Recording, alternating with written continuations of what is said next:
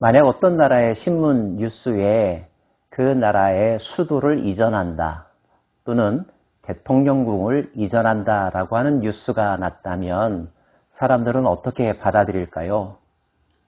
우선은 그 배경에 관심이 많겠죠? 왜 옮기나? 긍정적인 이유로 옮긴다 하더라도 찬성하는 사람과 반대하는 사람들이 있을 수 있겠죠?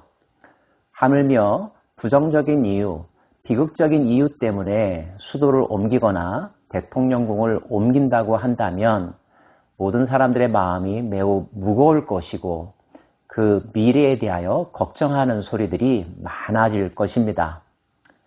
에스겔서 10장은 마치 그와 같은 상황입니다.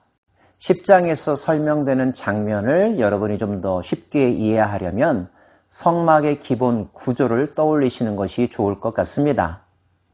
성막은 성소와 지성소로 구분이 되죠. 그리고 지성소 안에는 언약궤가 있습니다. 언약궤 위를 시은좌라고 말하죠. 그리고 거기에는 두 그룹, 날개 달린 천사라고 보통 설명들을 하는데요. 두 그룹이 서로 마주보고 있습니다. 그리고 그 한가운데 하나님의 영광이 임재하죠. 즉 언약궤와 시은좌는 왕이 앉는 보좌와 같다라고 이해하시면 되고요.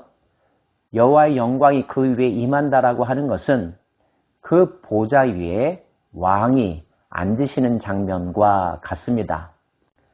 에스겔이 본 환상 가운데 보좌는 언약궤의 변형 또는 확장판과 같다라고 말할 수가 있습니다. 그룹이 등장하고요. 네 바퀴가 등장합니다. 각기 네 얼굴과 네 날개가 있으며 날개 밑에는 사람의 손 형상이 있으니 네 얼굴의 모습에 대해서도요. 그룹들에게는 각기 네 면이 있는데 첫째 면은 그룹의 얼굴이요. 둘째 면은 사람의 얼굴이요. 셋째는 사자의 얼굴이요. 넷째는 독수리의 얼굴이더라.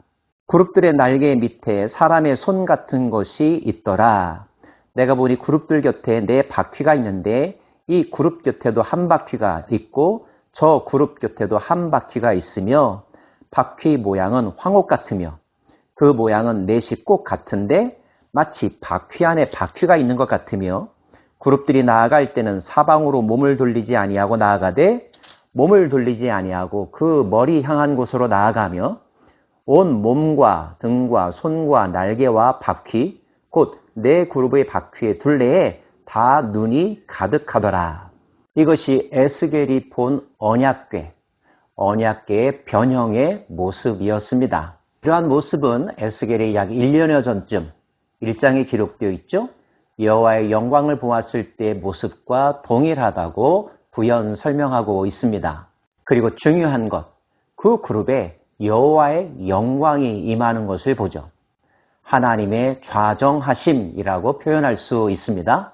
이에 내가 보니 그룹들 머리 위 궁창에 남보석 같은 것이 나타났는데 그들 위에 보좌의 형상이 있는 것 같더라. 하나님이 앉으실 자리라고 하는 것이고요. 그 하나님이 앉으시는 장면을 에스겔서는 이렇게 설명하고 있죠.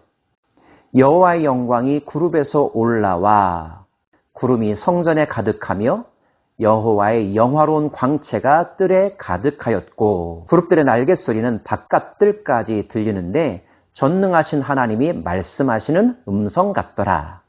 하나님은 영적인 존재이므로 어떠한 모양새로 설명되어 있지는 않습니다. 다만 그분의 영광, 그분의 현현을 나타내는 표현이죠.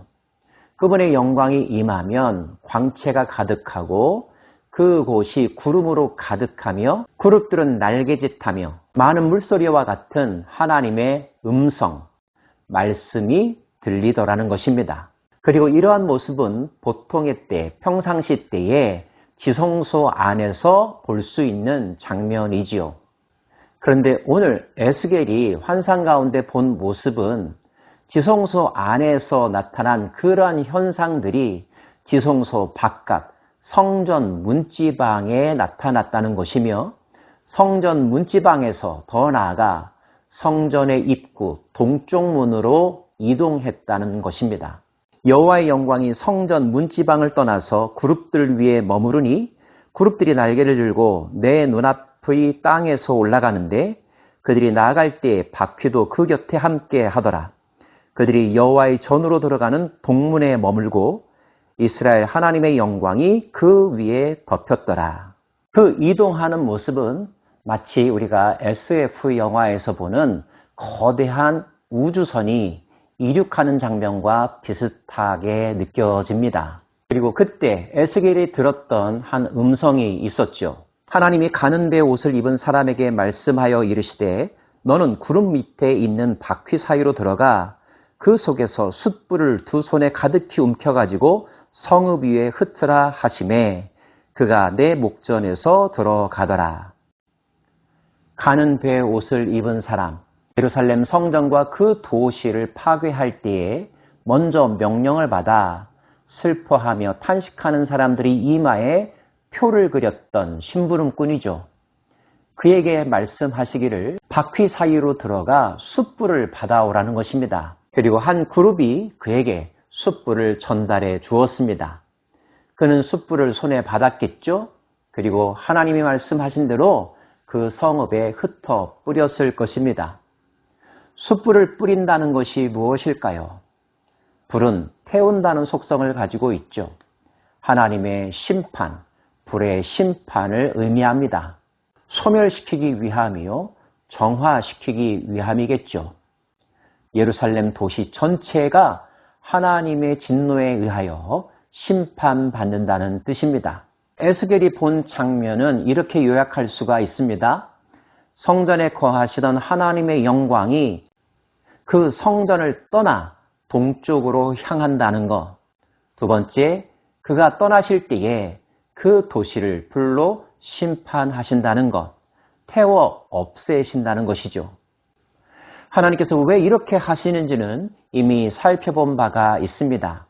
그것은 하나님의 거룩한 집이었던 그 성전이 더럽혀졌기 때문입니다. 그 성전에서 하나님만을 생각하며 하나님께만 드리는 제사를 드려야 했던 유다 백성들이, 종교인들이 하나님 대신 이방의 우상들을 그 전에 모시고 그에게 숭배하며 예배했던 참혹한 상황들, 현실들이 있었기 때문이었죠. 하나님은 더 이상 자신의 거룩함이 훼손당하는 걸 원치 않으셨습니다. 하나님과의 거룩한 만남의 기능을 할 수 없다면 그 집은 더 이상 존재할 필요가 없겠죠. 그리고 그렇게 만든 사람들, 그의 마땅한 책임과 벌을 받아야 하겠죠? 그것이 정의이니까요. 그래서 하나님은 소멸시키는 불로 그 도시를 태워 없앨 것을 명하셨고 그곳을 떠나 동쪽으로 이동하려고 하신 것입니다. 우리는 이런 질문을 할 수가 있습니다. 예루살렘을 떠난 하나님의 영광이 어디로 가려고 하는 것일까? 1년여 전쯤에 에스겔은 환상을 보았습니다. 어디에서요? 그발 강가에서요. 그는 환상 가운데 여호와의 영광, 하나님의 임재, 하나님의 보좌를 보았죠. 그때 보았던 것이 오늘 그가 본 장면과 동일했습니다.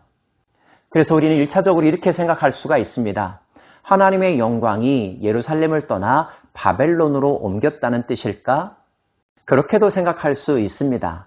하지만 우리는 지리적 개념에 더 이상 매이지 않기를 원합니다. 하나님의 영광은 어느 곳에 임할까요? 하나님을 사랑하는 자, 하나님을 경외하는 자가 있는 곳에 임하신다. 이렇게 해석함이 마땅한 줄로 압니다. 이러한 신학이 신약적으로 표현된 부분이 있죠. 누구든지 주의 영이 있으면 그것이 성전이라는 말씀 말입니다.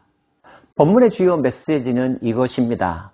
전통과 율례와 제사 행위를 중요하게 여겼던 그 예루살렘도 버림받을 수 있다는 것. 어떤 때요? 그들이 영적으로, 실질적으로, 인격적으로 하나님과 올바른 관계를 맺지 못하면, 하나님을 진정으로 경외하지 아니하면 그 도시는 하나님이 없는 도시가 될 수 있다는 것. 하나님이 영광이 떠난 이가봇의 도시는 비참할 뿐이며 파멸일 뿐이며 소망이 존재하지 않는다는 것. 우리는 신앙의 전통을 자랑할 것이 아니라 건물을 자랑할 것이 아니라 화려한 세레모니, 형식을 자랑할 것이 아니라 우리의 예배의 자리에 정말 하나님을 하나님 되게 섬기고 있는가? 하나님이 거하고 계신가? 여기에 초점을 맞추어야 할 것입니다. 진정한 예배, 진정한 예배자가 되기를 마음속에 다짐하는, 그리고 그렇게 살아가는 우리 모두가 되기를 소망합니다. 기도합시다.